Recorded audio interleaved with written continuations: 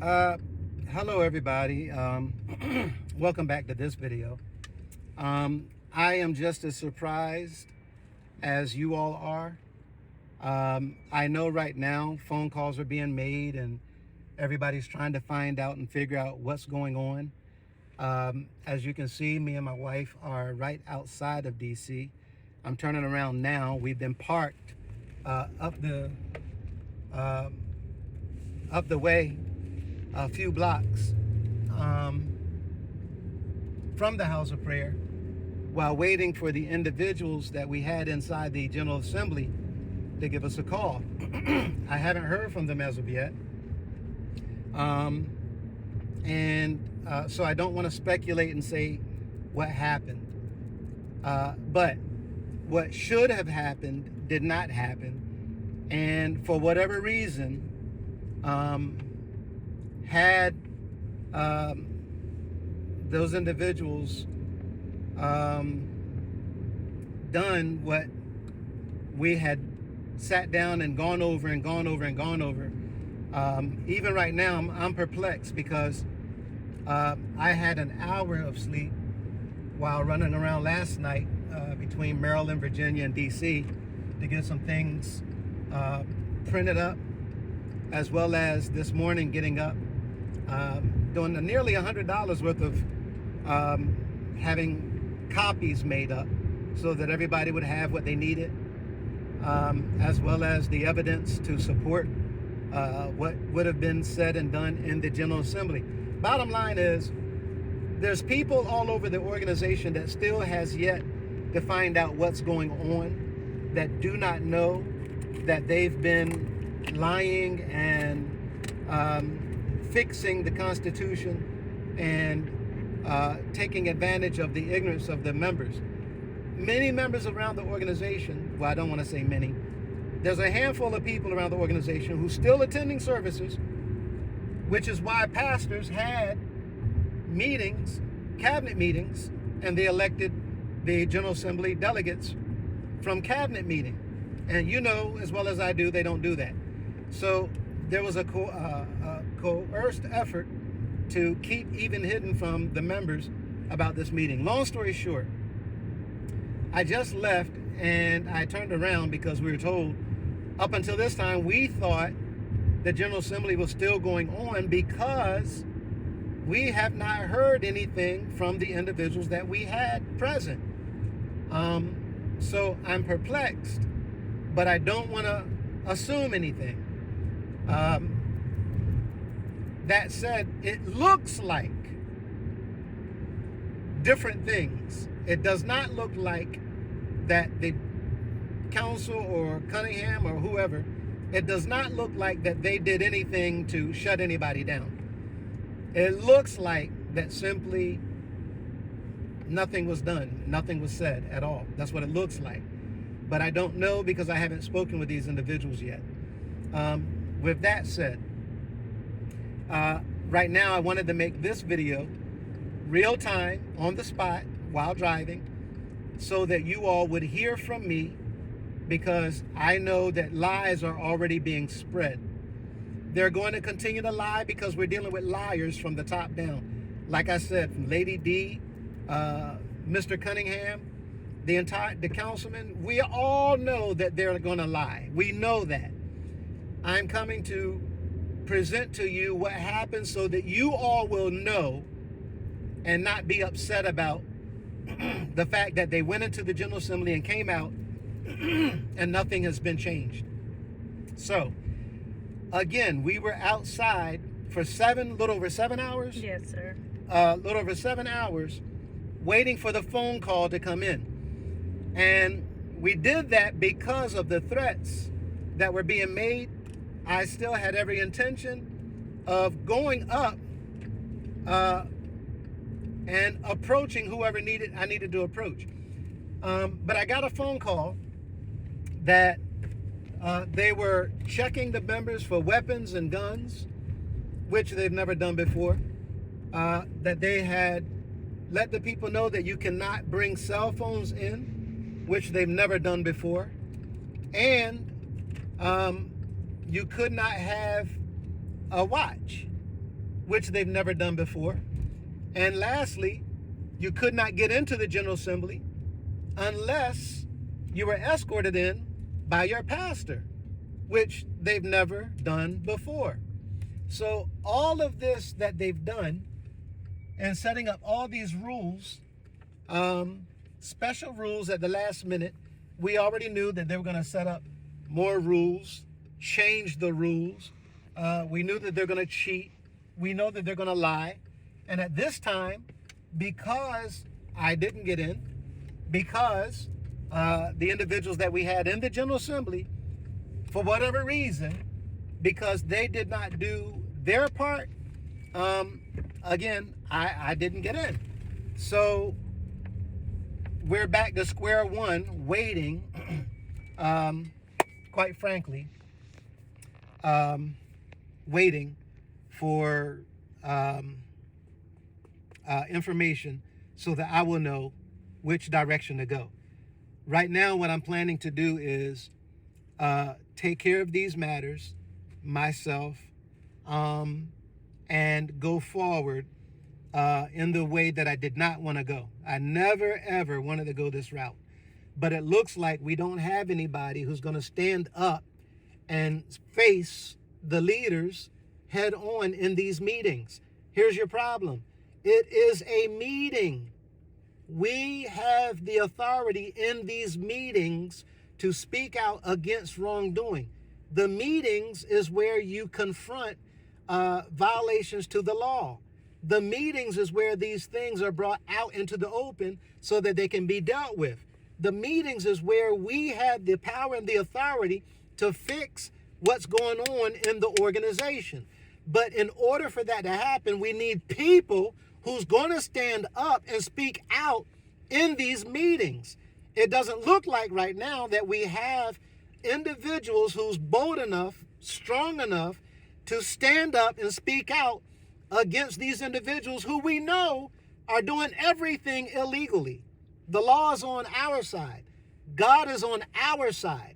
And these leaders are doing everything they can to bend the law, break the law, change the law, change the rules, make it up as they go along to instill fear, to try to intimidate members. And it just keeps working. So at any rate, I'm not going to get upset. I'm a little bit perturbed at the moment because, like I said, we've been waiting for almost 7.5 hours. And anyway, the point of the matter is, I'm going to go ahead and do what I got to do. My teeth are sunk in this. I'm not giving up at all. And I know that my God is going to be who he is, and there's nothing and nobody that can overpower, that can bully, that can intimidate him and anybody who knows who he is. He knows what he's doing. I don't know how he's already fixed it or worked it out. But I wholeheartedly believe that tonight would have been a different night. And everything was set up. So with that said, don't believe any lies in regards to anything other than what you're hearing from me. As I've said before, I'm going to be 100% transparent. I don't like the way it turned out, but I have to even take those words back because Romans 8:28 teaches us all things work together for the good of those who love the Lord and who are called according to his purpose. It's not a time for us to be getting angry. It's not a time for us to be worried. It's not a time for us to be stressing. It's a time for us to buckle down, to dig in and find the trust that we keep saying that we have in our Heavenly Father. If we trust him, then we will believe him and allow him to have his way. He said his ways are not our ways. His thoughts are not our thoughts. All we can do is do what we can and then wait on him to do the rest. So I'm doing what I can. I'm going to continue to do what I can. I will not rely on others. I will not trust in others anymore. I'm just going to go forward and do what it is that I need to do. I would love to hear from those individuals to find out what happened. I'm not mad at them. I'm not angry at them. The truth and the matter and the reality of the matter is this. Anybody in this organization who would have been sitting up there in that building, seeing all that security that they had outside, having been checked for weapons, having your cell phones taken, having your watches taken, and got to be escorted in by your pastor, all of those intimidating tactics, all of those fear tactics, and now you're inside with the council sitting there staring at you, your pastor sitting there looking at you, and you know that you got the weight of the entire organization on your shoulders. I'm compelled to believe that there are very, very few individuals that's going to be bold enough and stand up to not only challenge all of the men of the council at once, but more importantly, to know in the back of your mind that Mr. Cunningham is going to come walking through that door. I'm compelled to believe that there's not that many people in here that's going to stand up and look at Mr. Cunningham, I don't want to be disrespectful, who's going to look him in his eye and say, you are wrong, you're a liar, you know you've been lying and manipulating these laws, you know you've been manipulating the members of that organization, defrauding the entire organization, you know everything that Lewis is saying is 100% correct, and we have all the receipts, as everybody is seeing, but nothing can get done until we get inside of a meeting in front of the members that represent the congregations of the organization and have these matters brought before them so that they can make a ruling and vote to have these individuals held accountable for what they've been doing now for 3 years. So I know tonight there's going to be service, and it's going to look like celebration time. He's going to make it look like God has given him some great victory. And people are going to be saying all kinds of things about whatever. Lewis never this, Lewis never that, and whatever. I'm telling you, ain't nothing going to happen to no Cunningham, nothing going to happen to the house of prayer, nothing going to whatever. The bottom line is this. Every one of you know that I know that they are entirely corrupt. They're lying on God. They're lying on Jesus. They're making things up as they go along. And I can either sit here and keep on complaining. You all can sit there and continue being mad and angry and stressed. Or we can get up and do something about it. The members of the organization can do something still, and it would take the people to call a special meeting. That is the protocol. Right now, many of you are thinking in your minds, ain't nobody going to call no meeting, ain't nobody going to stand up because people too scared. My question is this, are you too scared? Everybody pointing the finger at everybody else, but I don't see anybody standing up with a backbone enough to speak against authority in this organization. So if you are not going to stand up and speak out and stand up in the open, not hide behind closed doors, not hide behind anything, but if you are not going to stand up, then do not talk about others who are not standing up. If you're not going to stand up, it's okay. Don't worry about it. Everybody does not have that courage and that boldness to do that. Everybody does not want to bring attention to themselves because they know that they don't have that courage to stand up and take or do what it takes or to go through what we're going through. I'm not asking anybody to put themselves out there like that. What I am saying is I trust in God. I will continue to lean on him and rely on him, and that's that. So as I go forward and do what I've been trying all this time not to do, I will now go forward in that limelight, and I will put my trust in God, and we will see what happens from there. And what I do know is when this is all said and done, God is going to get the greater glory. God is going to get the greatest victory. God is going to get such praise and honor out of this situation, because now it looks like it's boiling down to Mr. and Mrs. Lewis against the United House of Prayer for All People. How in the world is this crazy man and his wife, how's this fool thinking that he's going to win anything going against this organization? Well, I'm going to say it like this. If you bet against me, you're betting against God. Period. So sit back and watch God go to work. We don't know when he's going to do what he's going to do.